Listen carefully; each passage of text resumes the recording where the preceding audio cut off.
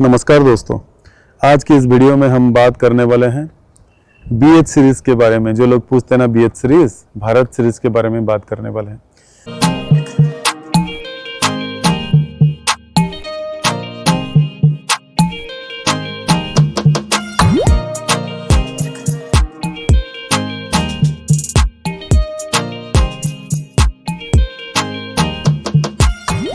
आज की इस वीडियो में हम बात करने वाले हैं BH सीरीज़ के बारे में। जो लोग पूछते हैं ना BH सीरीज़, भारत सीरीज़ के बारे में बात करने वाले हैं। BH सीरीज़ तो मुझे मिल चुका है, मैं भी चाहूँगा आप सबको मिले और आपको एलिजिबिलिटी होना चाहिए। BH सीरीज़ के लिए आपको दो चीज़ में ध्यान रखना है। पहले तो आप गवर्नमेंट जॉब करते होंगे और आपका मल्टीपल स्टेट में जाना आना लगा रहता होगा, एक चीज़ है। और सेकेंड चीज़ है, आप बिजनेसमैन होंगे और आपका मल्टीपल स्टेट में, मिनिमम 4 स्टेट में आपका बिजनेस होगा, तो फिर आपको BH सीरीज़ नंबर मिलेगा। BH सीरीज़ नंबर में बहुत सारा भी फ़ायदा है। जैसे कि आप नॉर्मल, जैसे कि समझ लीजिए मैं उड़ीसा का रहने वाला हूँ, तो गाड़ी नंबर हमारा होता है OD से स्टार्ट होता है, तो ये नॉर्मल नंबर है।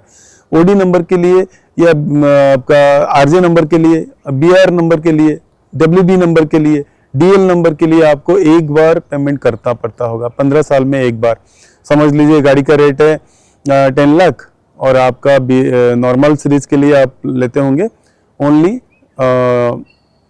6% या 8% गाड़ी के हिसाब से, समझ लीजिए 1 लाख दिए और 15 साल के लिए एक बार दे दिए। लेकिन BH सीरीज़ के लिए आपको 2 साल में एक बार देना पड़ेगा। वो भी वो 15 साल तक आप देते रहेंगे, लेकिन 2 साल में एक बार।